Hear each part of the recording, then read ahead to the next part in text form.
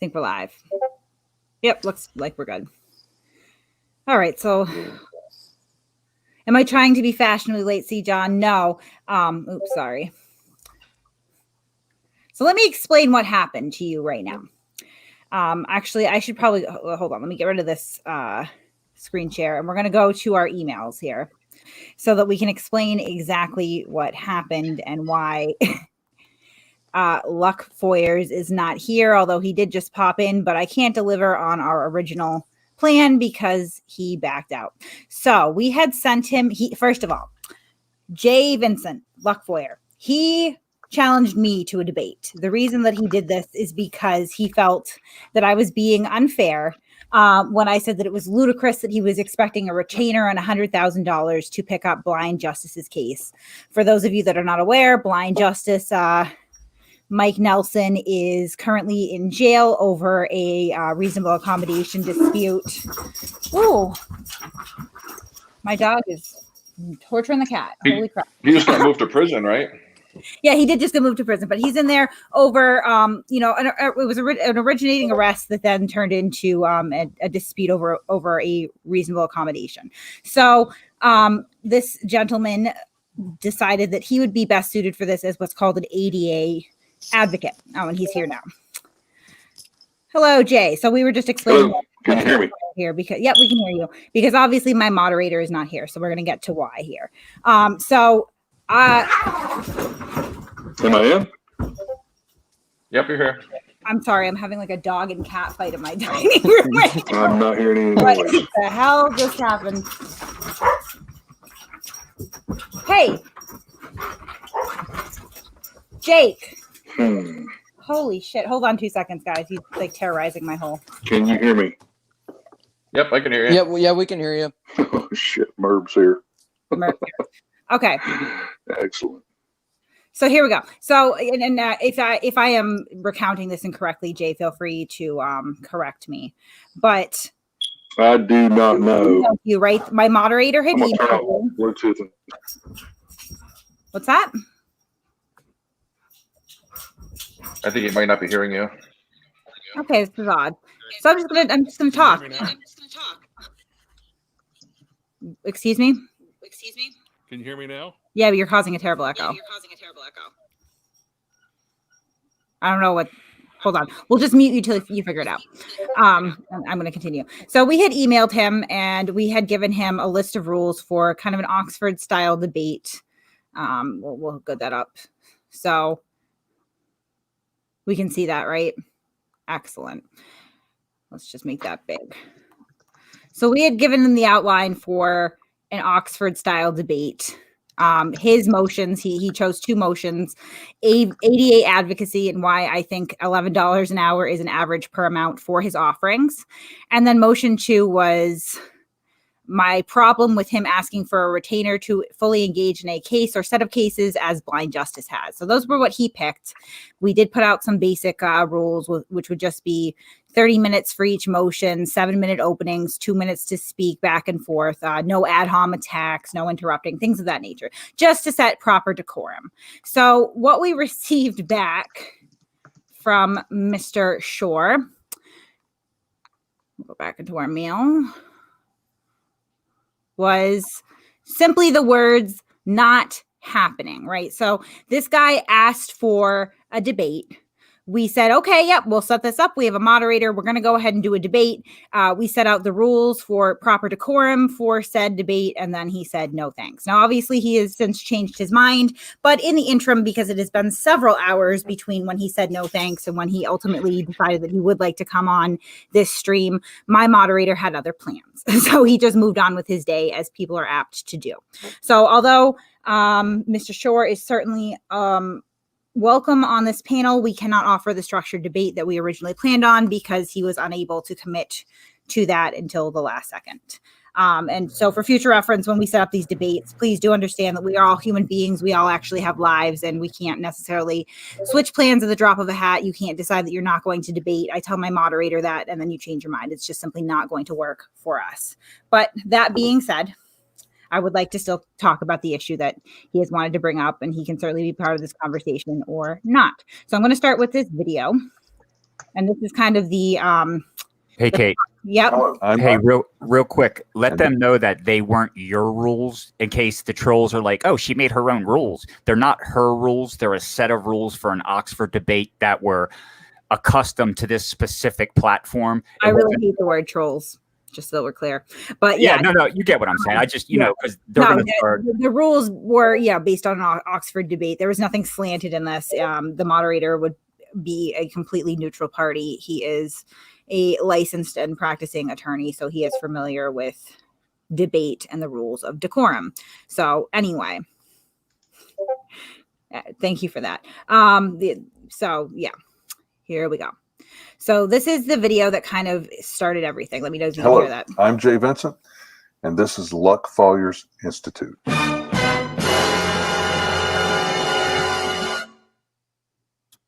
Okay, I got to come clean about this blind justice thing. In Washington, I helped Blind Justice do some advocacy work. He said that I did 10 times as much as his lawyer. Paid his lawyer $3,000. Okay. When I asked to be retained, there was not an agreement. And even though I was given some money for gas and so forth, as a gift, I was not retained professionally. And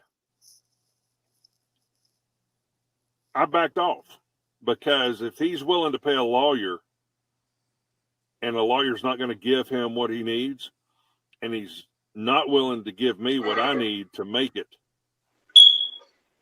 and I can give what he needs, then I backed off. Well, he got involved in this Madison thing. And I mean, I'm drawn to this guy because I like his tenacity. He and I both don't want to ask for money, but we got together and talked and said, look, what we need to do is a fundraiser. And I told him, I said, look, man, you've got a year's worth of cases stacked up. You need 2,000 hours of my time. And when Dr. Huffer trained me, she charged $250 an hour. She's a doctor. She's got a CV longer than my leg, and I'm 6'6". And she's passed away now. But she told me, with my experience and proficiency, that I should charge $125 an hour. That's what she told me. And so I told Mike, I said, look, the advocacy work I do is going to be $125 an hour. I'll discount it. And if you win, we'll get paid out of that. And so we called Eric Brandt, told him that we wanted to do a fundraiser, talked to him about several options. Eric asked if I had a figure in mind, and I said $100,000. And there was a silence on the line. And I want to let you know, I was wrong about Eric Brandt. I have the utmost respect for him. What I'm getting on this is that nobody in Blind Justice's camp understands, how the ADA works totally in a way that requires them to circumvent this kind of thing happening. I'm a guy who knows how to go in. I went into federal court in Portland, sued the city, and they settled with me. I've been in court many times without a lawyer. And so I'm a guy who understands what needs to be done on this. There are about 4 cases that that should have happened before he went to court today. And we were on the phone talking about this, and I told Mike, I said, look, the rate that I have for advocacy is $125 an hour. Does that seem fair to you, or is that something that seems unfair? He mentioned that he paid his lawyer, Graham Holt, $800. Says it includes everything, including appeal. And that's since the first of the year. Now, if this lawyer is charging him $800, if this lawyer is on retainer and performing for $800 since the first of the year, Mike Nelson is getting what he paid for. And that fucking pisses me off. Because I said, let's build a pool, and it can go to your legal defense as well. And now he's got a $50,000 bond, cash bond, and there's no way to pay it. And if we had done this, if he would have been on board with it, we could have done this. The fact that he brought up his lawyer the first time in Washington, I felt devalued because I can't hear you goddamn thing. Okay. Well, I mean, that's pretty much the crux of the argument there. We don't need to go into your feelings about his lawyer or anything like that. But so, I mean, I don't know. Like I was saying before. You can't hear me? No, he can't. He can't hear us for whatever reason. And then I can't hear you. Okay, so I don't know what to tell you. Why don't you try to? I mean, I could pull my Bluetooth out, but you're saying I've got an echo when I do that, and I do not know how to fix it. And I'd love to talk to you. Okay. There's no way for me to respond because you can't hear me. So there's that. Bluetooth off. Okay, he's going to turn Bluetooth off. Yeah, he needs to change the smoke alarm batteries. So does everybody else hear that echo as well? Yes. Yeah. do you have a set of headphones? If you get a set of headphones and plug the headphones into your laptop and put them in your ear, your laptop has a built-in microphone. Right. So you should be able to just talk and then hear. What's happening, Luck, is our voices come out of your laptop and reverberate through your Bluetooth, and we hear ourselves.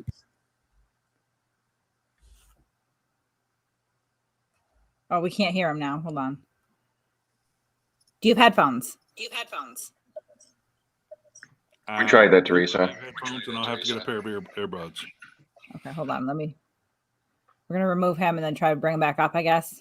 Dear Lord. I like that. $125 an hour. You think he can figure out StreamYard? That is, I mean, that's a fair point. Marty likes that he calls out Jeff for the turd that Jeff is. That's fair. Okay. So can we, I don't know. Should I like wait around for this guy or not?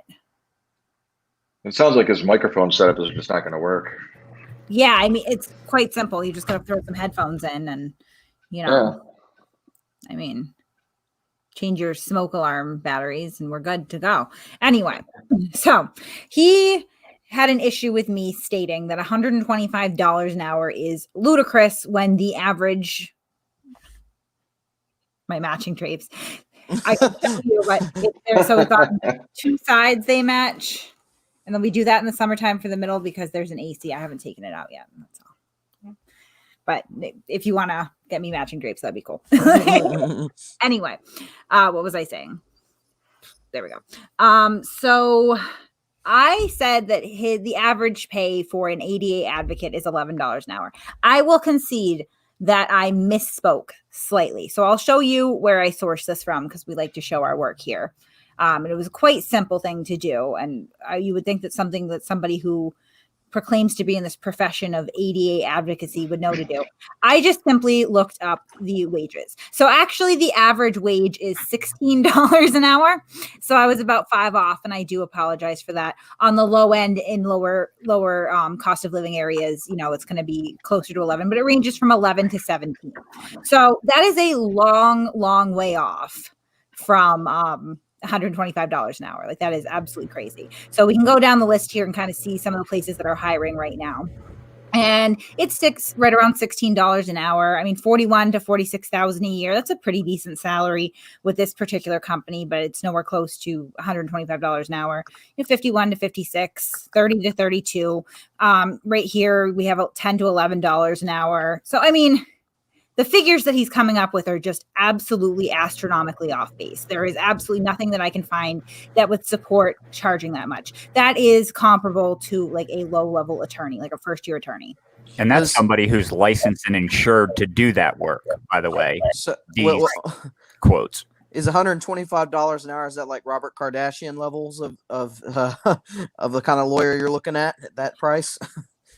I mean, it's absolutely just, I mean, I don't understand where he is farming this idea from. Now, he does mention Dr. Karen, hold on, Huffer. So he was trained under the illustrious Dr. Karen Huffer, right? Doctor. So I, of course, did my research on that as well to kind of be like, okay, who is Karen Huffer? And it led me to this. So here is Dr. Karen Huffer. I don't mean to laugh. I'm sorry, but this is kind of silly. God rest her soul. She has passed away. But she is a family therapist. And she was a family therapist for 40 years. She coined the term, legal abuse syndrome, right? Which emanates from her observations in private practices to the effect that extended periods of litigation have on somebody's mental health. So when he says that he trained under her, we can deduce that what he did is he went to this website, equalaccessadvocates.com, right? And he paid, this is just ridiculous.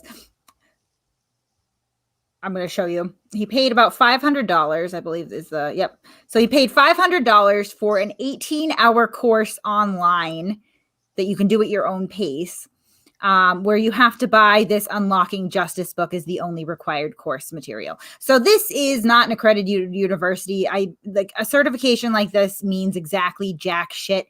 It's a pay for play kind of scheme to where you get, a certificate. I guarantee that he's probably like one of like the interfaith ministers too, like where you go and sign up and you buy a certificate and now you're minister. But I mean, she has absolutely no legal qualifications whatsoever. So, I mean, he wants to charge lawyer prices for services that in no way can be legal. He can't even give legal advice without opening himself up to the possibility of a, unauthorized law practice complaint. You can't even give legal advice. He can't represent somebody in court because he's not a lawyer, but he wants to charge, I just don't see how this man, thank you, Josh, AFA scam artist. I don't see how this man can justify this. He's not a lawyer. He can offer no legal services. He can do a tenth of what a lawyer can do. Well, hold on. He said something in the comments. He's in the comments because he's not able to get on. He said the audio is not working for him, but he said that he's certified through the. Hold on, I gotta find it. J College of Criminal Justice. No, you're not. Well, certification is not a. Okay, let me ask you this, Kate, because I don't know. Is a disability advocate? Are they supposed to be on the same level as like a regular lawyer where they went to law school, or no? Is it just you're supposed to be just accredited through somebody? Right. Well, yeah. Dr. Karen Hufford has absolutely no connection to that school. You're just making shit up now. Like this is how you study under Dr. Karen Huffer right here. And I guarantee this is the certification that he has. If not, feel free to show us. I actually learned something from his video, which is something new. So he said something in his video that I researched. He said that the lady you have up now has a CV as long as her leg. And I'm like, CV? I was trying to think. It's curriculum vitae. It's a Latin term for basically a resume. That's all it is, her resume. And clearly this is like, he made it seem like he knew her. He was like an apprentice to her, training under her, and now it's a different college now. But he never mentioned that college in the video he put out, asking for all that money. Yeah, no, it's ludicrous. I mean, if it walks like a duck, of course, Dr. Huffer is dead. We understand that she's dead, so we can't ask her, which I'm sure is to your advantage, but she has absolutely no ties to that school whatsoever. So, I mean, I don't know where you're even coming up with that. Let's see. Let's go through her resume. You want to go through her resume? Yeah, I wish his freaking he could get some headphones so that way he could come up on here. We discuss this. I mean, all her qualifications aside, because I really don't want to focus on a dead person, but you're not a lawyer. You're not a lawyer.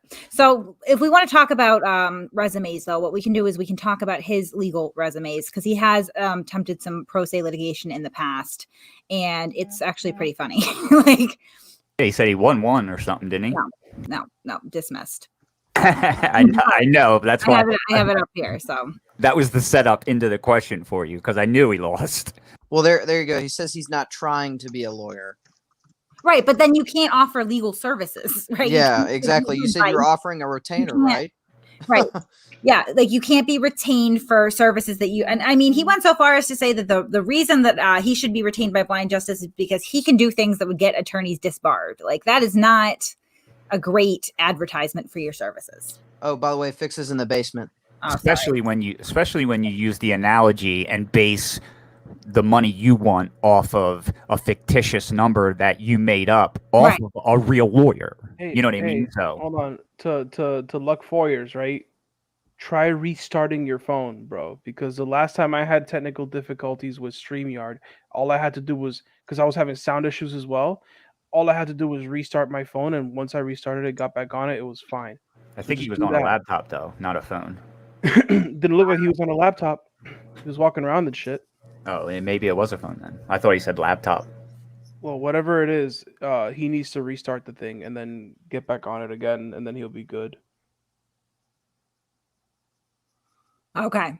So this is his complaint against the city of Portland, the Portland Bureau of Transportation, Portland Police Bureau. And the backstory to this is fascinating, absolutely fascinating. I just want to make sure that this is not the good one. No, okay, great. So Shore alleges that he lost his home to foreclosure in December 2005 and that he suffers from post-traumatic stress disorder as a result. I won't even get into the questions of that one because what the hell. But he became transient and arrived in Portland, Oregon in November 2016, settling near the intersection of North Roberts and North Lombard Streets in North Portland. Although Shore is not the registered owner, he has the use of a converted 1991 school bus and a 1996 Dodge Neon, which he regards as auxiliary aids for recovery from PTSD and a June 2017 inguinal hernia repair surgery. So the crux of this guy's argument here is that his 1991 school bus and 1996 Dodge Neon, and I say his loosely because he's not the registered owner, are his auxiliary aids for PTSD support. On June 18th, 2017, a tow warning was placed on the 1991 converted school bus, providing notice that if this vehicle is not completely removed from the public right-of-way, it will be towed by the order of the city of Portland. A subsequent warning was placed on the vehicle on July 6th, 2017. On July 25th, 2017, the city of Portland issued a parking citation. Shore alleges that he received a total of 6 parking citations. The complaint further references a number of interactions with Portland Police Bureau, and Portland Bureau of Transportation employees in which Shore was urged to move the vehicles. On September 15th, 2017, the 1996 Dodge Neon was disconnected from the converted school bus and towed by Sergeant's Towing, who Shore claims is acting as an agent of and at the direction of the city of Portland, which is, again, there's such a thing as, independent contractors, but okay. Prior to the towing, Shore sent an ADA Title II notice to the Bureau of Transportation's ADA coordinator, David, invoking his right to reasonable accommodation under the ADA. He responded to the registered owner of the vehicles, Extramural Church Trust, noting that the registered owner's obligation to comply with all parking regulations. So I could go on forever with this, but essentially what happened here. Oh, never mind.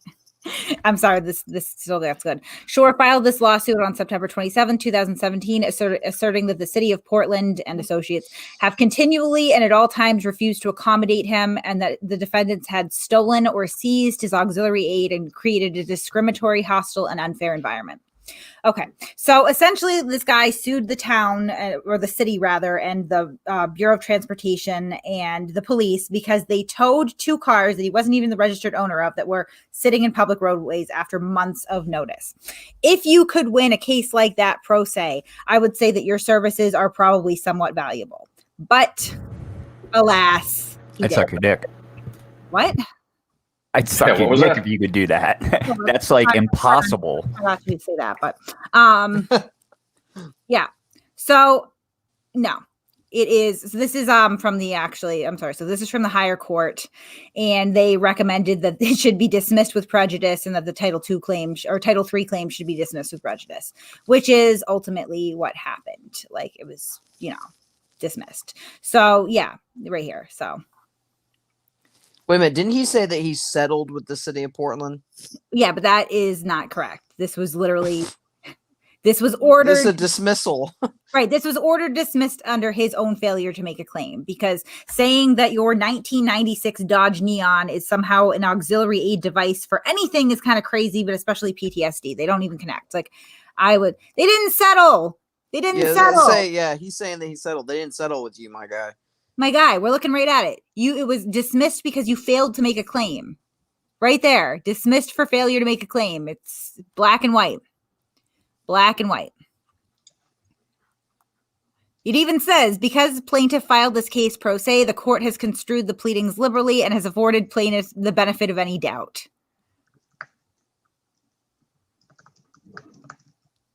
He said the dismissal was to dismiss the PBOT and the PPB as parties. You didn't even pay your filing fees. Right.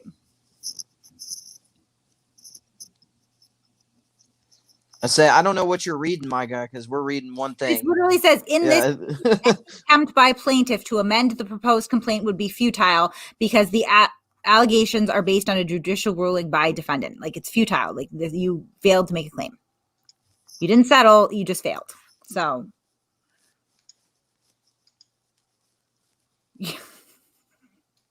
I mean, he lost every case. He did. He lost every single motion, dismissed unilaterally, because, I mean, it's crazy. And I don't know if I would trust somebody who claims to be an expert at ADA accommodations that doesn't understand that you can't construe a 1999 Dodge Neon as an auxiliary aid. Like, that's crazy. That's just nuts. Yep. What I'm seeing here is somebody who is opportunistic, who probably doesn't have gainful employment, I'm assuming, right? Who saw this opportunity with something that he feels that he is somewhat knowledgeable in, to try to make some quick money, right? And you way overshot, my dude. $100,000 is astronomically insane. Like, that is crazy. Absolutely crazy.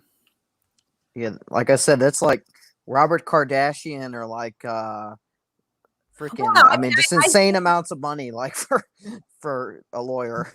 I mean, I would like to see, I would like to know, honestly, too, where he's formulating the number of working hours that this case is going to entail. And I would really like to understand better what services he is offering here, because as far as advocacy goes, you can fill out paperwork. You can testify as an expert witness. You can certainly give recommendations for resources and, ways to navigate the system, but you can't give legal advice. And this is a legal issue at its core. And you also can't, represent anyone in court. You can't file anything. You can't enter, yourself as the attorney of record because you're not an attorney. So what exactly is it that he is charging $125 an hour to do? Like, what? Okay, good. Maybe he'll explain it to us now because he's back. Okay, here we go. All right. Can you please explain to us what exactly you do for $125 an hour? Can you hear me without an echo? Yes. Yeah, perfect. Yes. So you said I was not certified through John Jay College of Criminal Justice. Do you have any evidence against that? Because I have a certification and a letter. Show us. I'll be happy to.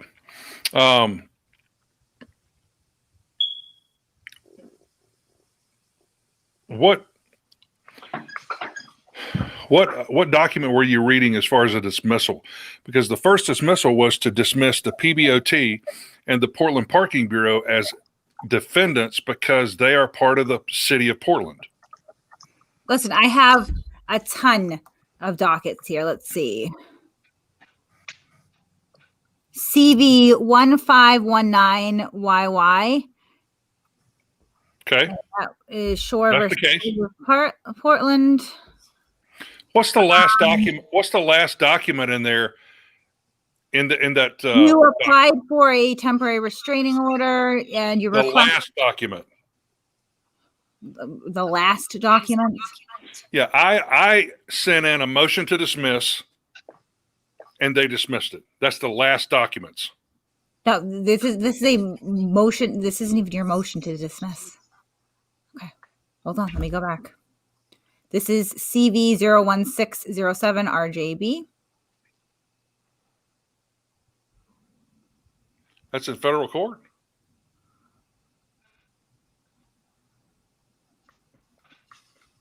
I don't think that's my case. Is your name J. Vincent Shore? Yeah.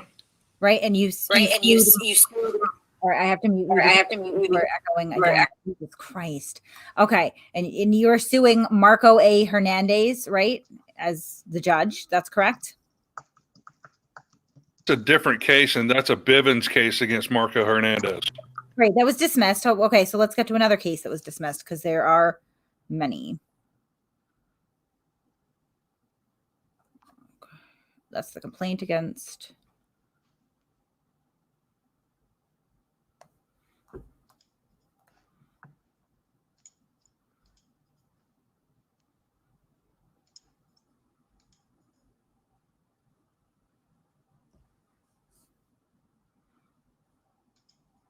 Okay, so let me ask you this. When this case against the City of Portland PBOT was remanded to the higher court, was it or was it not the higher court's recommendation that this be dismissed? That's a yes or no. That's an I don't. What? It may have been their recommendation, but it went on for a year, and it's Listen, I was just asking. That was their recommendation. So you are confirming that this documentation that I have right here is accurate, right? Recommendations. I do not know what documentation you have. If they recommended it. We did. Defendant's motion to dismiss in part should be granted in that PBB and PBOT should be dismissed with prejudice. And that two, the title. What is the case header number on that? Case number on that. Jesus Christ, your audio. You can't even fucking navigate StreamYard. You think you can navigate a courtroom? That's hilarious. The case number on here is.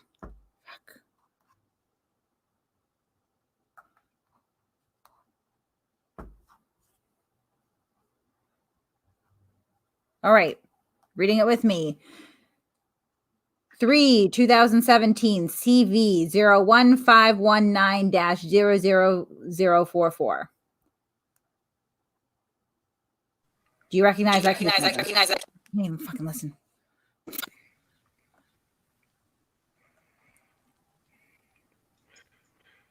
What's the document? What is document? I'm not sure what the document is. And I can't. So I'm asking you to help me with this. Okay. Listen. We have to mute you. Listen. Can you fix your audio for the love of God? So let me explain this to you. This is United States District Court, District of Oregon, Portland Division, J. Vincent Shore versus City of Portland, Oregon, Portland Bureau of Transportation, Portland Police Bureau, Sergeants Towing Incorporated. Case number 317 CV 1519YY. This is the District Court findings and recommendations.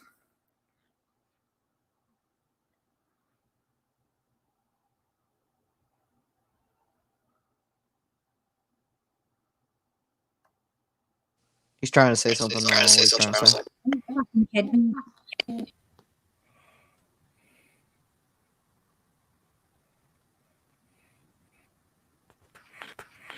Tell you what.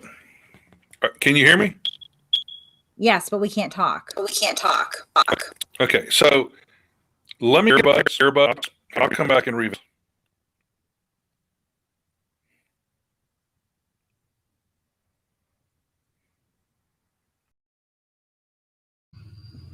We have to. So he said he's gonna get some earbuds and he'll come back. All right. Yeah, it's absolutely unproductive to have him.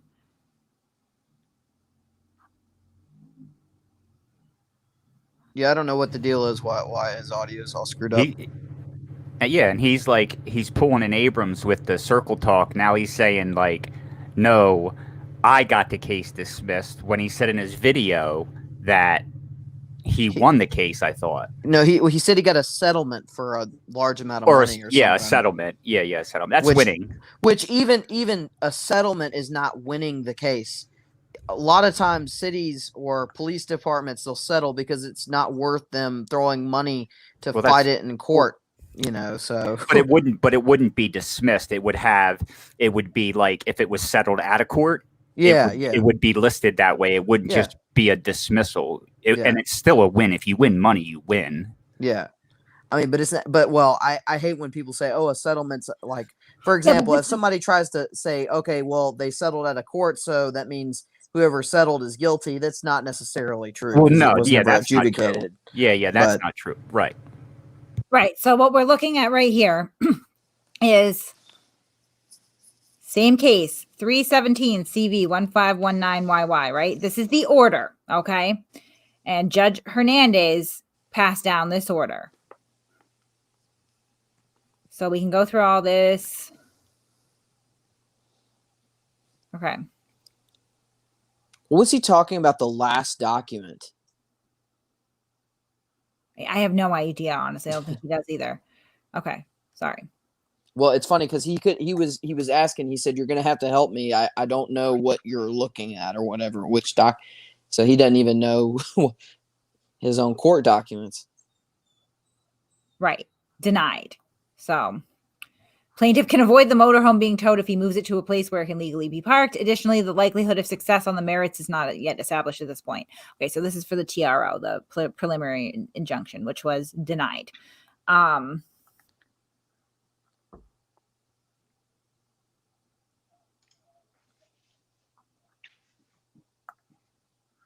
Merb said the last document in the file will be the final disposition of the case generally. Right. Anything, and I'll go right back on Pacer. But anything that I came across was outright dismissed. You can't see me right now. Okay, good. I was going to say, don't want to share my Pacer information. Robotic warrior, that's not true. What's not true? Thing is, Kate hates on auditors, but her content is exclusively anti-auditors. Without them, she loses that sweet YouTube money and donations. We don't make a lot of YouTube money, and it all goes back into the project. And I don't think this dude's an auditor, so. I was about to say, this guy isn't an auditor. and besides, like you said in the past, we would just go and talk about, you know, some other things like flat earthers or whatever. Yeah, while he's fixing his mic, he should go get his diploma or certificate. That was funny when Kate asked for it. She was like, well, show me. He was like, his face. Did you see his face, though? He was like, and he like stuck his tongue between his teeth and his gums like, oh, she caught me. Yeah.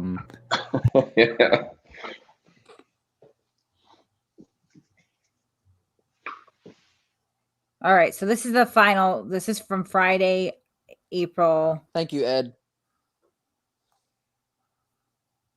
So we're ordering this together right now. We're buying a document for Friday, April 12th, 2019. This case was dismissed today. I can see that without even getting the order up yet. Okay, view the document.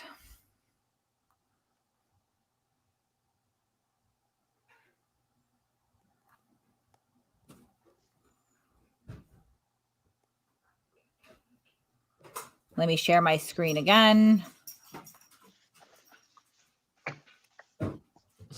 Somebody said he's not a lawyer. He just plays one on YouTube. Yeah. Hold on, let me share my screen again. So yeah, again, that case, this is the final entry in the docket. This case is dismissed with prejudice. Dismissed. I don't know civil law that well, but I'm assuming dismissed with prejudice means like there's basically no standing for the case. You can't open it back up. Yeah. Oh, okay. Yeah. Gotcha. Get Merb to depose him. I wouldn't want to see. I mean, if he won't even debate me, then there's no way that he would debate Merb, I would assume. Or maybe he has and learned his lesson. Well, he said something about Merb when he came in here. He said, oh, God, Merb's in the comments or whatever. So.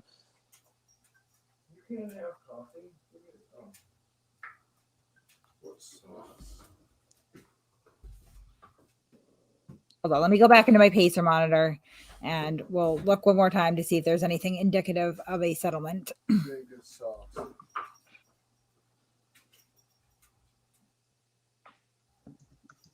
Well, you would think if there was a settlement, there would be something about that. It wouldn't be dismissed without prejudice. No, it's true. They will dismiss usually without prejudice because you're signing a release of claims. He's correct in that.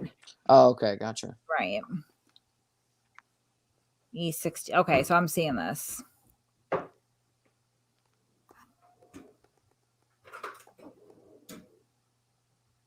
All right, now I'm purchasing more documents. Let me view this one. That's all right. That's why we have a pacer.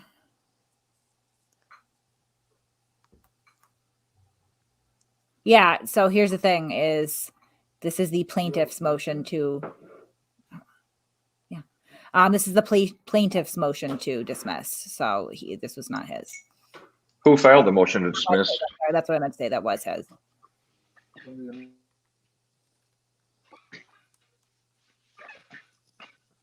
So did he file a motion to dismiss? Okay, he's saying he did, but he did, yeah. Okay, he did. He did.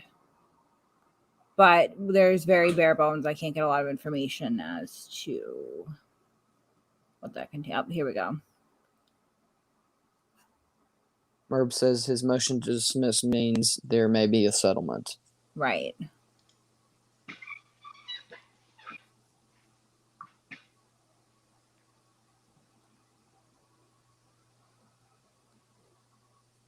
Yep, I can see that right here.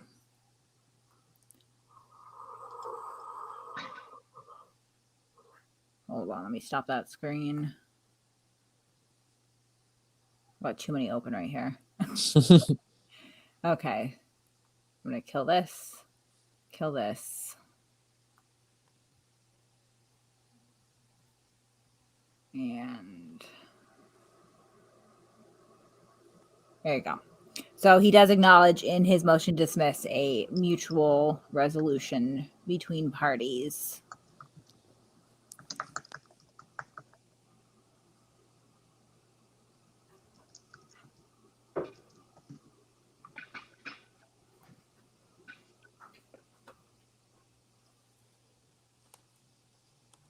Party time. I get it now.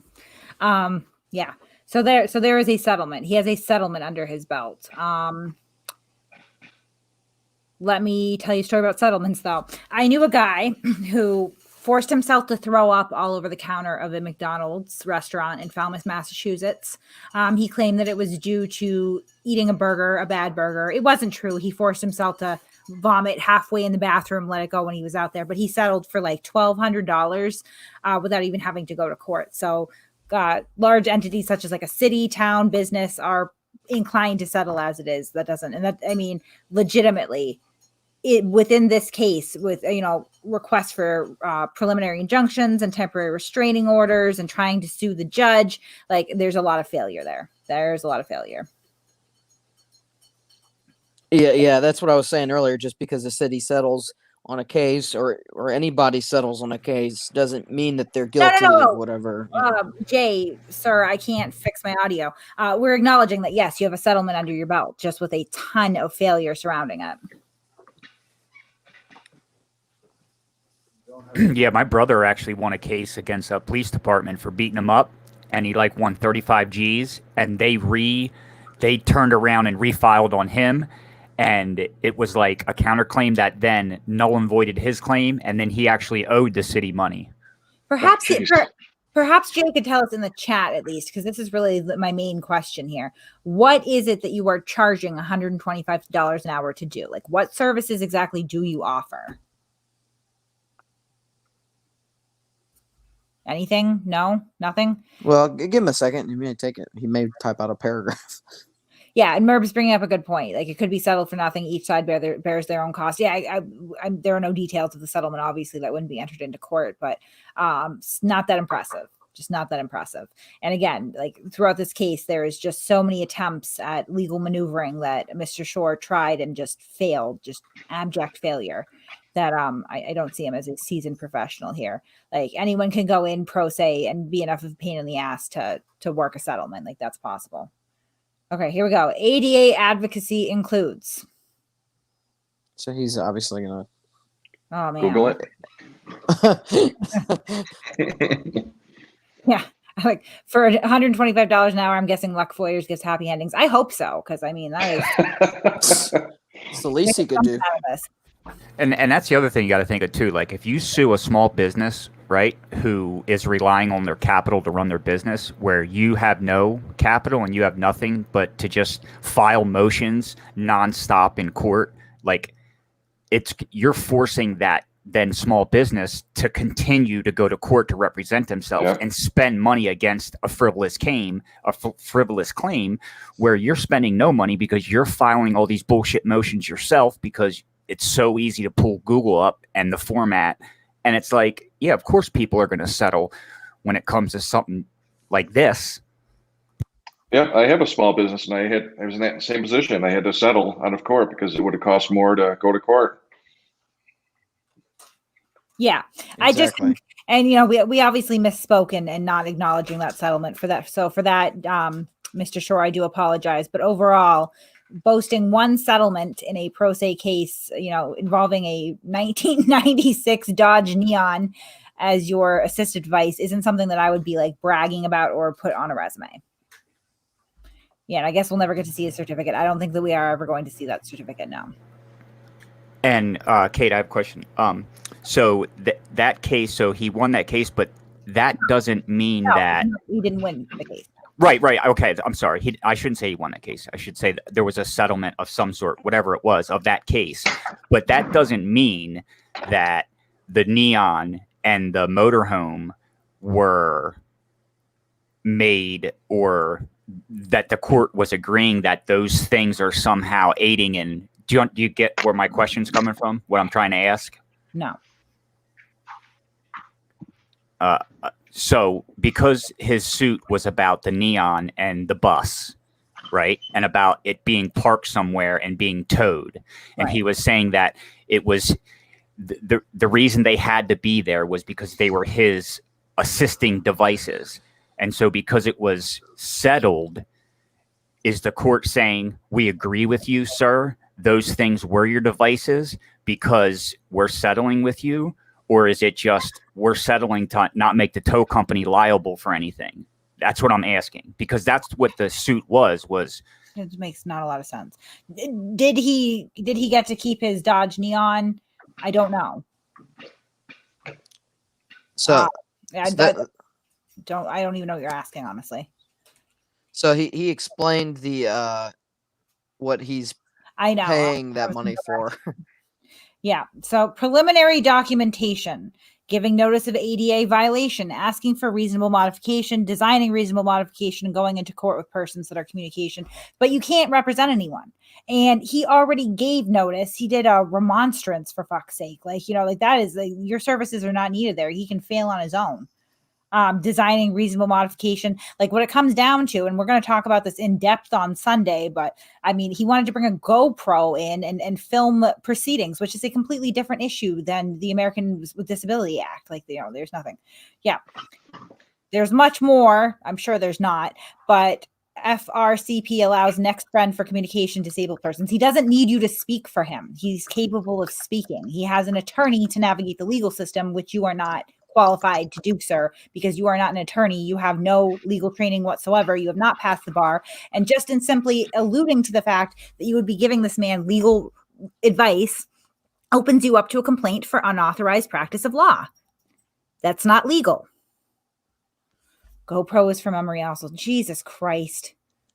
Well, you know what? Oh, I have a question. The courts and the ADA representatives seem to have disagreed with that assertion, sir. I have a question. Or, my question, Kate, or should we wait and ask it like another day? No, I mean, we have the expert of all things American with Disability Act in our chat right now. Ask away. I'm sure he has really lucid answers. All right. So I propose this question based on the theory that he should be allowed these devices, a GoPro and iPhone 11, into court because he can't function without it. Should he be allowed the same devices, or is he allowed the same devices while he's incarcerated, whether it be a prison or a jail, basically in a confinement facility? Does the ADA allow him to have his GoPro and his iPhone 11 while he's incarcerated because he can't function without it, supposedly. I gave Kate some case law earlier. I don't remember exactly what it is, but it basically states that the ADA does not stop at the gates of a confinement facility. The ADA, like disabled inmates or prisoners, are afforded equal opportunity under the Americans with Disability Act. So based on their theory that he can't go to court without it, he can't function without it, have these devices under the American Disabilities Act while he's incarcerated. And if he is, why is nobody contacting the confinement facility and raising hell about that? Right. Yeah, he's in a Rayleigh prison tonight. Right. And I mean, now he's trying to say the GoPro is for memory, but all the proceedings are recorded as well as transcribed, right? Yep. Right. And Yeah. he could have the lawyer look And over the transcriptions. Right, and he can order them himself. Really, you can get the transcripts of a court hearing. It's public access; anybody can get it, with very few exceptions. And certainly, if you are the plaintiff or defendant in the case, you are entitled to that, as well as his attorney is with him. So presumably, any limitations with memory that his client would have, his attorney would not have. So that's a pretty dead argument. Hence, why it didn't pass the sniff test, and he was denied. And he was advised that he would be subject to criminal contempt were he to attempt to bring these devices in, and opted to anyway. Not on instant recall. You don't need instant recall, Luckfawyers, because you can just simply order the transcripts.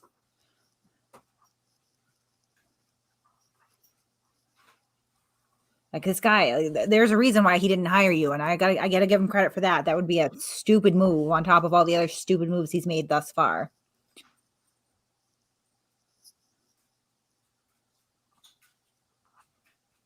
Right. Thank you, Merv. I've been saying this the whole way through as well. And I'm not an attorney. The key word is reasonable in the reasonable accommodation language. You don't just get to go in there and demand whatever you want. And, the businesses, public entities, or, wherever you are, need to comply to that. It has to be reasonable. And if there's a reasonable, what's that? I was going to say what Kimber said. What do other blind people use in prison? He said you're speaking from an able position. You're assuming. I can answer what blind people are given when they're incarcerated, but I want to know from his perspective, is blind justice allowed his GoPro for memory and his iPhone 11 while he's incarcerated? I haven't seen my question answered yet. He's a disability expert. I would like to know the answer to my question.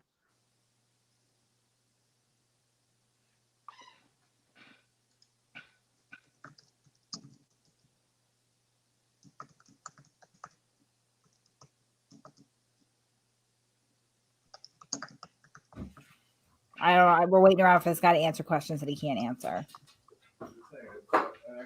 No, he's saying, no, I'm not assuming, because you're saying what his disability is reasonably met with. No, I'm not saying it. The ADA. And then he said, yes, he needs it in jail also. Oh, my God. Okay, so why is nobody calling the jail and whatever? Telling the jail to give him his iPhone 11 and GoPro, because I'm going to tell you, I worked in a prison for many years. And I've came across a lot of blind inmates, and none of them had cell phones or GoPros. None of them.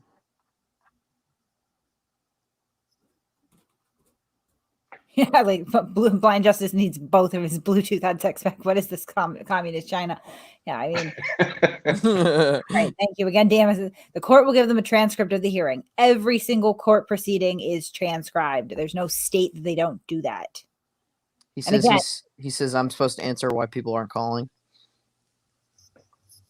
No, I mean, understanding what it is you feel entitled for $125 an hour was the basis for this entire debate. But I mean, I don't walk away with any more.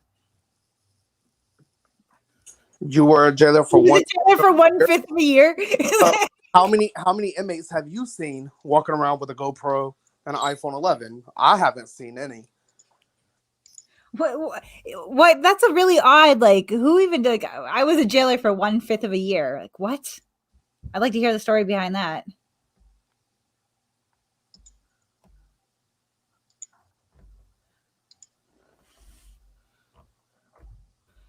All right, now he's saying the district court in North Carolina does it.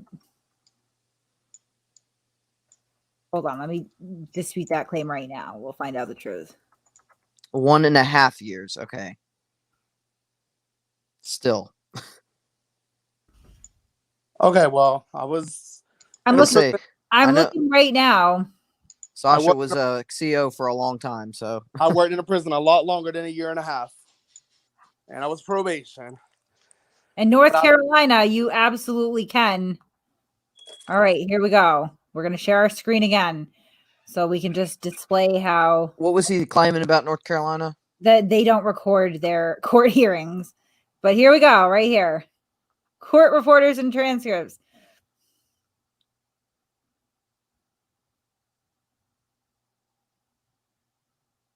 Yeah. Prepare transcripts of proceedings in the courts of all counties of the state of North Carolina, both from electronic recordings made by the clerk in district court and from records kept by official court reporters in superior court. So yes, they do make electronic recordings made by the clerk in district court in North Carolina. And here is a list of people right up top here that are authorized to transcribe it. So you can have it transcribed as well as you can get the electronic copies. What he's trying to do is, so what he's trying to say is, in district court, it's not mandatory for a court reporter to transcribe the hearing. You actually ask for it. So at your preliminary hearing in a district court, like in superior court, in the bigger court, it's different. The judge's microphone is recording at all times. There's somebody in the courtroom tapping the keys. He's trying to use that to, it's offered. Clearly, she just pulled it up and showed it's offered. So if he has an issue, he can ask for it to be offered. Yes, you do have to pay for transcripts. It's something like 10 cents a page. I'm sure that you can, I know in Massachusetts, you can apply to waive those costs if you're indignant. Like, you know, like I don't see why the payment is an issue. I can guarantee you're paying less for transcripts than $125 an hour to have a non-attorney give you unauthorized legal advice. I would almost pay this guy to file a lawsuit against the prison system, right? To allow this guy to have his cell phone and GoPro, because we all know that's not going to happen. This is why none of them are calling the prison or the jail and making a big deal about it, because they know it's not going to fucking happen. Right. Transcripts cost less than a GoPro. Absolutely. He says, where am I offering legal advice? Well, I mean, when you're demanding that there needs to have been at least 4 cases coming out of this and saying that you can go in and you've been into court and you have this experience and he shouldn't pay a lawyer, he should pay you. It really does imply that you are offering some form of legal advice. Transcripts are $500 to $700. What? No. I've gotten transcripts for $25, so I'm not sure what they're talking about. $500 to $700. No, they're not. Give him 100 cases, he can buy a house and move out of his 88 required Dodge or Neon. In fact, let's find out how much. Okay, yep. Court report and transcript. That's the United States District Court. That's not the state court system. That's what he's talking about, district court. Oh, okay. Sorry about that.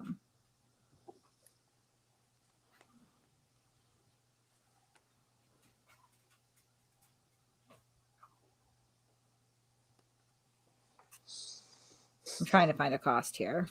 Let's go watch TV. Come on. I can't find the cost right now. Might go up. But your lawyer gets a copy of the discovery without paying for it. You get one copy without paying for the discovery, and this discovery has all your transcripts in it anyway. So if you're preparing for a trial, you get your discovery before the trial that has your preliminary, your arraignment, and your pretrial transcripts in it. So as a plaintiff or as a defendant, you would have access to that through your lawyer.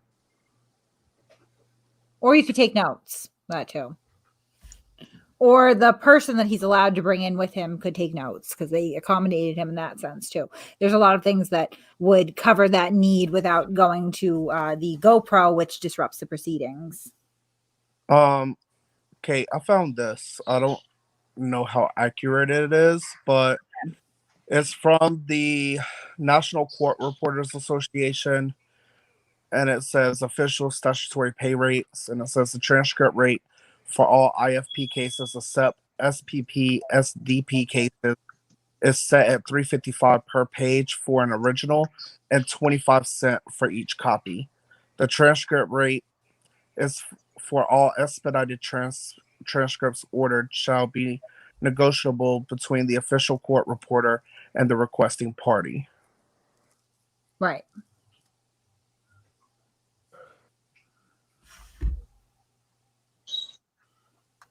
Yeah. I've seen a couple of people ask, where's the wife then during all this?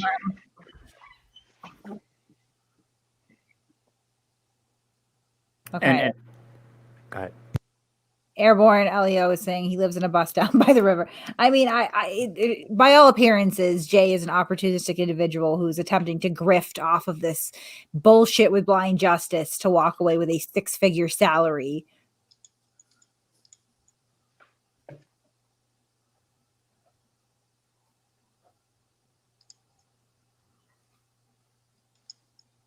Yeah, I don't know anybody in their right mind who would pay a lawyer for the kind of case blind justice has that amount of money, much less just an advocate that amount of money. Not even a lawyer. Well, you're gonna pay an advocate that, then you still have to pay a lawyer because you still have a court case and Jay can't represent him. Can't file anything for him, can't make any motions on his behalf. So you're going to pay what, like a total of like $250,000, $500,000 when all is said and done on this one case because you wanted to pay Jay $100,000? Like, that's crazy.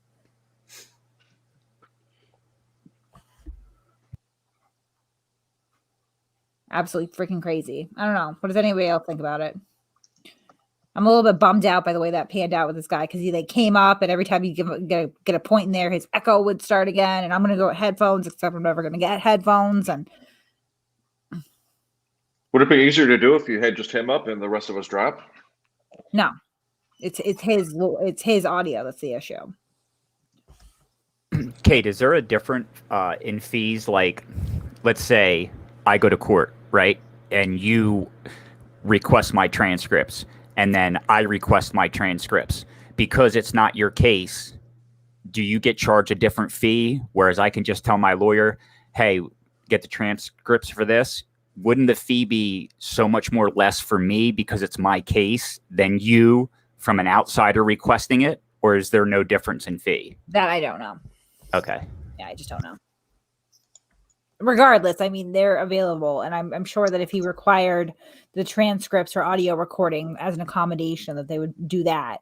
The entire issue comes right here is that there's no recording allowed in district court in North Carolina. And he's trying to circumvent that policy by claiming a disability. Not saying that I'm not even saying that he's not disabled, in this particular issue. Simply that wasn't a reasonable accommodation. It was decided not to be a reasonable accommodation. They accommodated him in ways that were considered reasonable, right, by the court and the ADA. And he decided that he was going to continue to try to flout that rule anyway. Well, and you said we're going to cover this on Sunday anyway, so. Yeah. Yeah. What did he get moved to prison for? That's my question. Don't know. I don't know. Hey, I got to hop off, guys. I thought So I just wanted to say later, everybody, I got to run to the store. All right, bye. I thought I heard that he got moved. I thought I heard he got moved to prison because they would make it easier for them to accommodate him. Yeah, it's possible.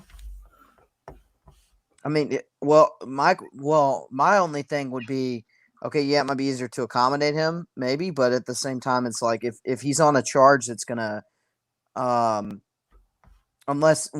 so Jim Schwartz said serving a contempt sentence, so I guess maybe that's what it is. But but yeah, maybe, I don't know.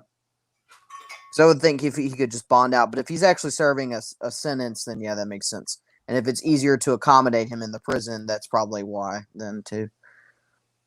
Well, I've heard both. I've heard that he was moved there because he got a 30-day contempt sentence, but I find it funny that nobody has said anything about that. Everybody says, and they're still trying to, if he was serving a 30-day contempt sentence, then why are they still trying to raise $50,000 ransom to get him out? Ransom. You can't pay. That's a good.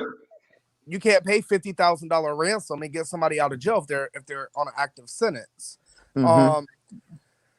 From the research that I've done, is that the prison he was moved to, the name of it's called Central Prison, and they house safekeepers as well as death row and anybody that's sentenced in that state with over a certain amount of year sentence. And is it a medical prison as well too? Yeah, okay. I called and talked to a captain there. It has a hospital. It's the main hospital for the state. But from what I understand, he's there on safekeeping, which means that he poses either a great disability to the county that the county can't has, and or, as it was referred to by the captain that I spoke to, that he poses a significant security risk to the prison. So what I'm thinking is they moved him there for accommodation, plus with him having all these hillbillies show up and, you know, threaten and all that stuff, I'm guessing and I'm assuming here that he would probably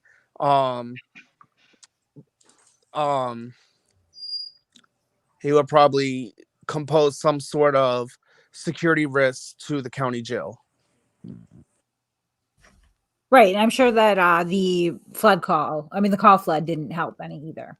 Oh yeah. Yeah, right. And let's just be honest real quick. He may not be a sovereign citizen, but he definitely has sovereign views. Right. And the other research that I did in North Carolina, they recognize sovereign citizens in the same category that they recognize Bloods, Crips, you know, Latin Kings, they recognize sovereign citizens in that same security risk group. Right. No, he definitely has sovereign citizen type ideals. I mean, and like I said, we're going to do a lot more of this on Sunday, but we'll play the originating incident from which he got charged. I mean, it was a classic sovereign citizen movement. I was waiting for the window to get busted in, and unfortunately it never did, but they came pretty close. He may not be a sovereign citizen, be a sovereign citizen tendencies. Well, you know what I noticed too? Like with a lot of these sovereign citizens, they will say like, I am not a sovereign citizen, right? They get very upset about that. Very, very upset about that. So I mean, fine, we'll label you something else, but. Well, so, what was it? So what, I'm not aware, what was the original charge that he was supposed to appear in court on? Resisting. Oh, okay. Lovely. Yeah. So essentially, he took a misdemeanor charge with no confinement time, and turned it into a whole big issue over a fucking GoPro and cell phone. That's that's very sovereign citizen-y. They take a small, like for example, a traffic violation, and they, instead of maybe taking it to court or whatever, they decide not to get out of the car, and then they're going to be incarcerated, and they make it worse for themselves. Right. I just don't see how any of these idiots think that they're smarter than a barred attorney. I don't know. So Merv asks, "Are we done with Luckfawyers?" I mean, yeah. I'm gonna be a douchebag too, and chalk this up as a win because he conceded. So this is my number one. This is my first. Actually, this is my second debate win because Josh ran from one as well, effectively conceding. So I'm too scared of you. I'm not hard to beat if people actually show up, you know. NJ asked in the chat if you actually have the accommodation document or something. I do, yeah, I do. Hey, Kate. Hey, what's up? I mentioned this in the chat earlier, but I heard the name Luckfawyers Institute earlier today. I was watching one of those Sovsit compilation videos, and I noticed you have a link to his channel in there, and I looked at his videos, and yep, that's the same guy. So, I mean, yeah, he fought for his right to a 1996 Dodge Neon school bus. That's a pretty good start.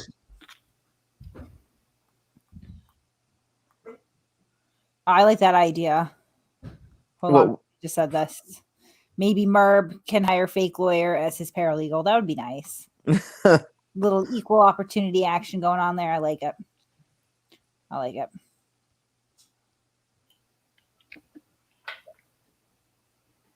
Yeah. So what else are we thinking about, guys? I don't know. I think he's getting in with the wrong crowd. Okay, robotic warrior, listen. You obviously missed the first half of this broadcast. That's okay. I'll recap for you. We had a moderator. We had a moderator that reached out to both parties and set out the rules and format for the debate, right? The moderator that we had is an attorney. Then Luckfoyer got these rules, this list of rules and, outline for the debate and said, it's not happening. Nope, not going to do it. Okay. So then the moderator said, well, I'm going to go out and live my actual life. And then he decided last minute, Luckfoyer did, that he was going to come back on here. But at that point, we no longer had a moderator because he canceled on us. Sounds like someone else I've heard of recently. Right. Canceling on a debate. Yeah, maybe I am a tyrant. I don't know. I think that if you concede that, there I won. I see Robotic Warrior around a lot, running their mouth, but I never see Robotic Warrior come on panel and defend their views. I was gonna say, yeah, we open the panel to anybody to come up, and we'll all shut up and let them talk to Kate. So if he wants to come on up here, you can, or he or she. I just still want to know why he's not afforded his cell phone and GoPro in prison or jail or whatever confinement facility he's in. Why are none of them calling and harassing the confinement facility to give him his GoPro and cell phone? I just have questions. Well, Sasha, remember, he was a jailer for a year and a half, so just, ooh. Well, even panel when I brought that up, and Joe Cool, out of all people, was like, Sasha got a point. They didn't have an answer. I brought it up in the comments today in a live. And Jeff goes, come on, Sasha. No, I don't know. I want somebody to tell me why you're not calling why you're not calling the jail or the prison like you called the Judge Freeman and harassing them about this man not having his GoPro or his iPhone. And there's proven case law that the ADA is extended to prisoners. It's extended. There's clear case law about it. So if it's in fact true that he is entitled under the ADA to have his cell phone and GoPro, why in court the same thing would apply in prison? Why are none of them making a big deal about it?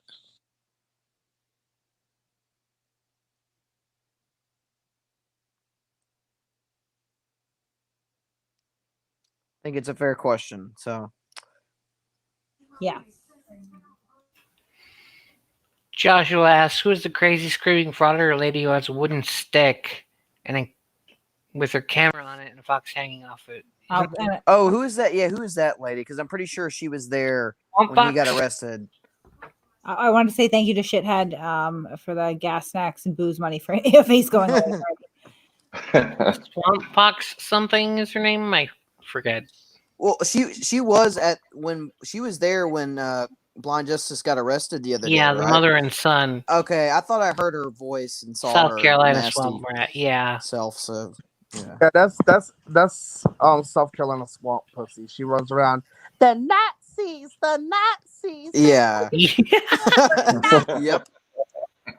Yep, that's her. One that was like the sheriffs were asking to search her, and she's like, "It says the subject. I'm not a subject." More sob sets. Oh. Yeah, for everybody's edification in the private chat, I put the URL for that administrative order about cell phones in North Carolina courthouses. Okay. Well, people don't realize there's a reason why they don't allow people to have cell phones in courthouses. It's like Kate said, it can be disruptive. Also, there's security risks because people are recording the inside of a courthouse, and if somebody wants to do wrong to the judge for any reason, they know what the inside of the courthouse looks like. I mean, there's all sorts of issues with that. No, that's up to the administrators of the judicial system in each state. My state allows them as long as they're placed on mute. You can be cited for contempt if you don't. I've had jury duty where I brought one in. Of course, it only operated on Wi-Fi. It didn't have cell service, so I was safe there. But they didn't know that. That I just looked It's at up to each individual state. I just looked at that order. That order is for Alamance. He was arrested and went to court in Rockingham County.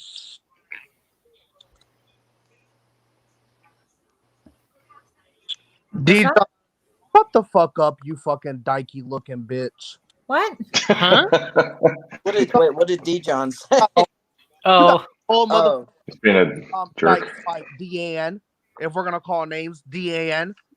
Oh wait. Oh, look it. D. Johns is homophobic. That's nice. She got room to talk about somebody being a shim, and she got a whole dyke spike going on in the back of that Jeep Renegade. Girl, sit your old ass down. D. Johns, you broke the rule on homophobic comments, so we're gonna have to time you out. Sorry.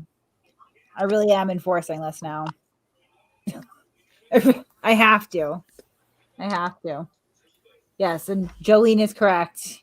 Can't use that phrase. I'm really not allowing homophobia, sexism, racism, any of that stuff. Because okay. I had to look that one up. As it say, I've never heard that one before. Well, look, I thought it was a typo. I thought he said sham. I apologize to anybody that I may have offended, but she called me a shim when she has the appearance of what I would classify or what I would consider. Hey, I think if you're part of the group, you get to throw them back at them, right? Just like black people get to use the M word. I mean, look, if it looks like a duck, it quacks like a duck, and it waddles like a duck. Damn it, it's a fucking duck. And no, it's not. She looks like an old manly woman that smokes 5 packs of Marlboro Reds a day. Yeah, Devin. If I look that up, a shim is a sort of spacer. A shim. She's trying to say that I'm a thief. I know. And just so you know, D. Johns of Anderson, Indiana, Deanne. I'm whatever you want to be, sweetheart. Yeah, Kate, did you see in the response the judge made that he was willing to clear the court for everything except that individual's case? Yes.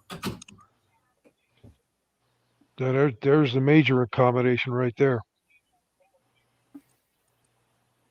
And if you read that little excerpt I posted in the chat from that administrative order, his lawyer could have had the phone. Right. So right. Basically, the objective here is to put it on YouTube, and the court knows that, and that's why there's an issue. Yeah. Well, if his attorney had possession of the phone, it would be up to the attorney to, police it so that wouldn't happen. Right. But obviously, he didn't want to sit for that. He wanted to be able to broadcast from inside the courthouse. Right. And his defiance is the reason he is in where he is. They big mad. Joker. And Elizabeth K, thank you very much. Snacks for the enemy combatant. To quarter with. That was a good one.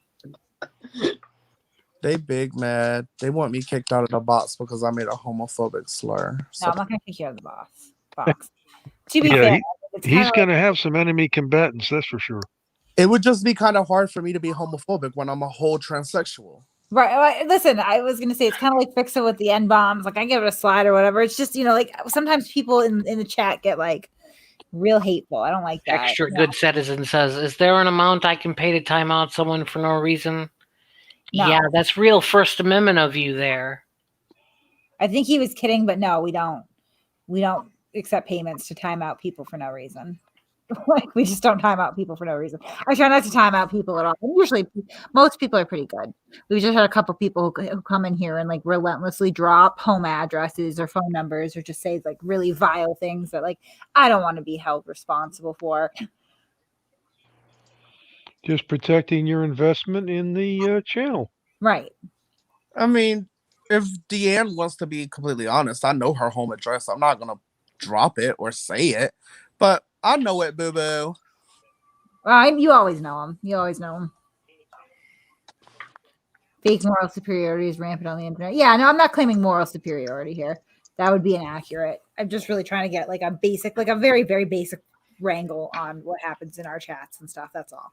The funny thing about all this is not a traditional public forum. Right. Well, yeah, no, I'm not claiming to be championing. I'm not a champion of the First Amendment, right? Like I don't claim to be ever.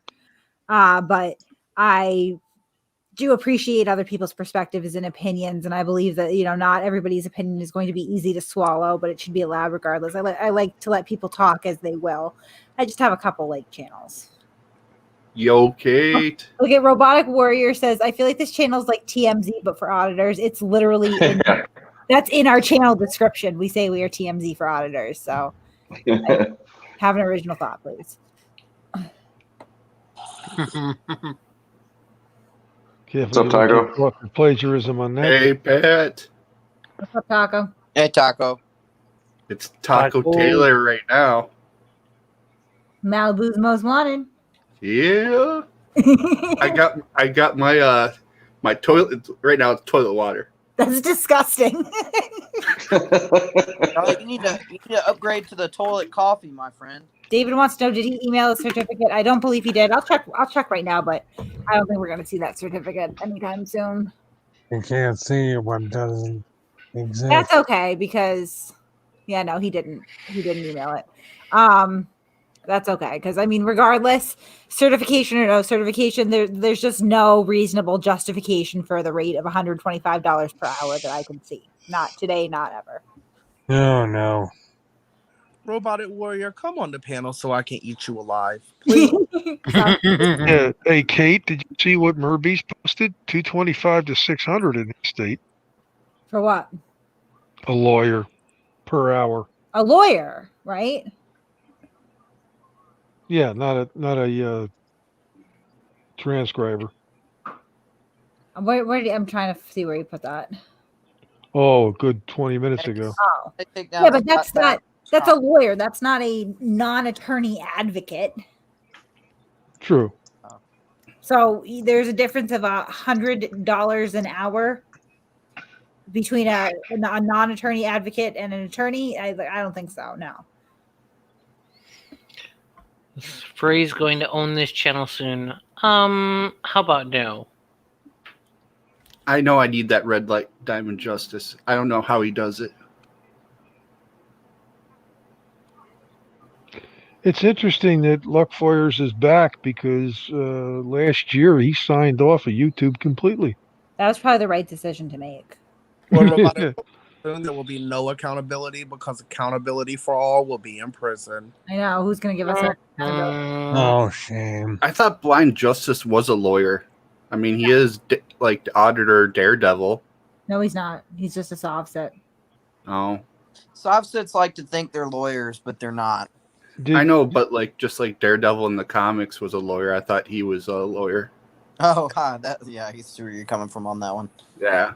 Sorry, One of the differences, lawyer in Daredevil was blind. Well, I got a question. Why is Michael Nelson's wife so fucking weird? Like, I feel like I could get along with her because they're either vegan or vegetarian. Like they do the same thing I do. Like, I feel like we could get along, but at the same point in time, them calling bail ransom and all of this other shit, like, it's weird. Don't be weird. Is she like a sovereign citizen too, or what? Like, I'm just confused about her. Or does she just play wifey role and support her husband in his idiotic adventures? Who, Mrs. Justice? Yeah. I have no idea. Did he happen to mention whether he was still living in the school bus? No, he didn't mention that. Yeah. he was living in a school bus, Was it having a really trouble. short school bus?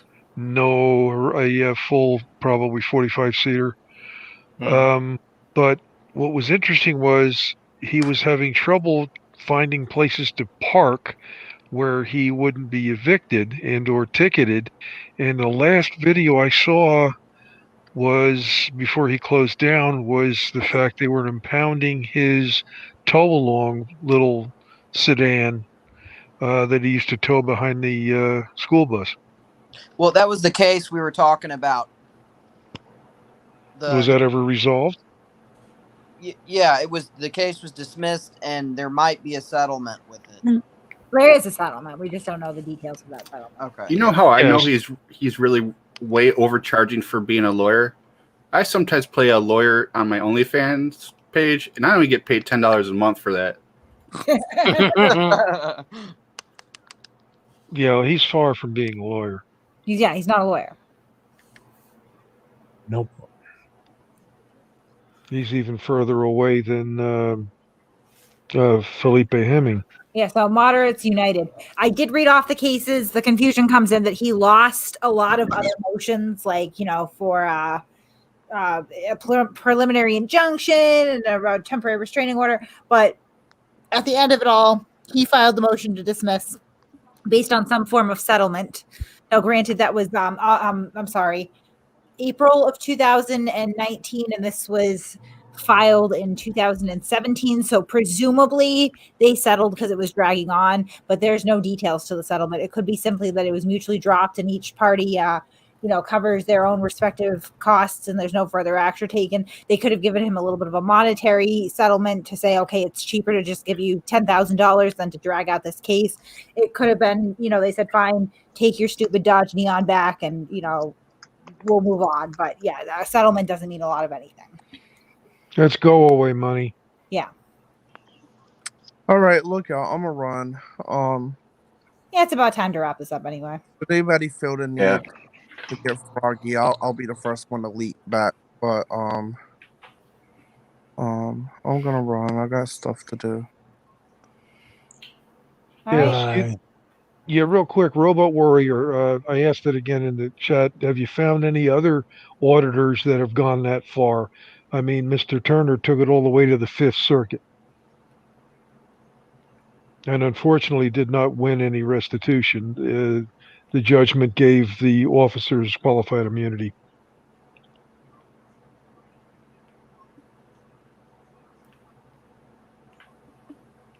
And I have never seen any other incident where it has even gone to a federal court. I shouldn't say that. There's one other incident that is being decided upon right now by the Eighth Circuit, but they are not considering the First Amendment portion of it, just the Fourth Amendment. It's a gentleman who was taking pictures on a public sidewalk next to a public street in behind a police department of illegally parked police cruisers and supposedly police officer owned cars. Thank you, Scott Thatcher. Gas money for Blind Justice Drive Home. Great.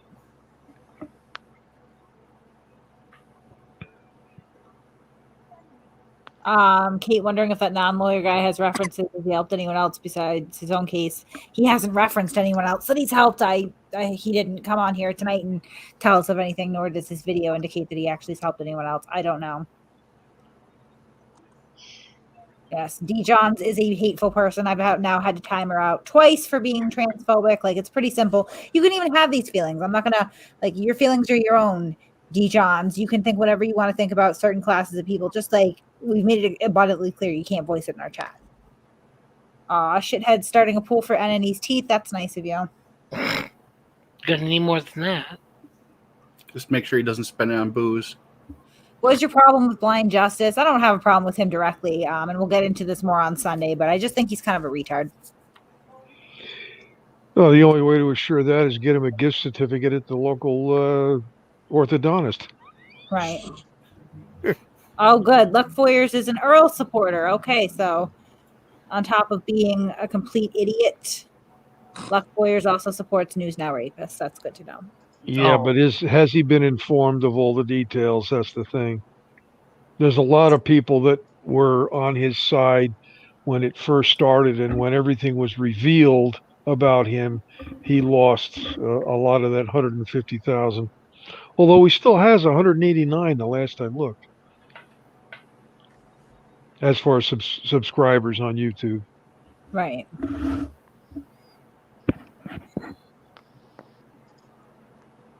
Oh, I think that's probably an hour and a half. We'll shut this thing down.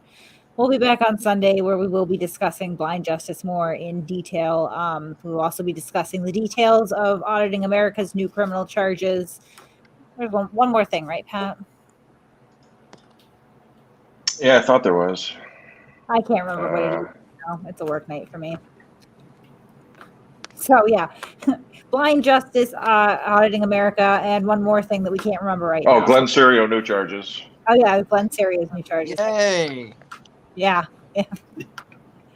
Yep, that's it. Okay, so as always, there'll be some people in Discord. I can't say that it's going to be me tonight because I am tired and have to work in the morning. But I'll go ahead and I will drop the Discord invite into the chat if you haven't joined our Discord and you want to already join us. I hope you like porn.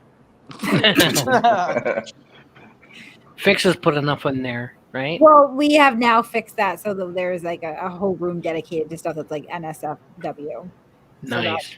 That way you're not all stuck with it. So join our Discord if you want. If you don't, that's too cool. I mean, that's cool too. See, I'm so tired. I'm like mixing up my words here. Otherwise, we will see you guys on Sunday. Yep. Have a good night. One last drink to my homeboy Mike Taylor. Yeah. I just have one last thing to say. Okay. And anybody that calls me a kiss ass can kiss my dick. What he said. Oh God, what was it?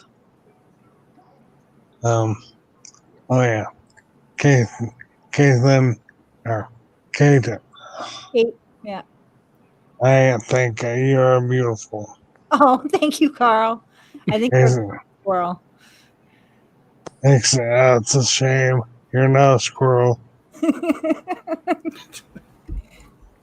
Well, if I ever get reincarnated, it's when I know who I'm hitting up. It's you, Carl. Well, works for me. All right. Okay, guys. Have a good night. Yep. Night. You too. And Robotic Warrior, eat a bag of dicks. Good night, guys. Night. Night. Night.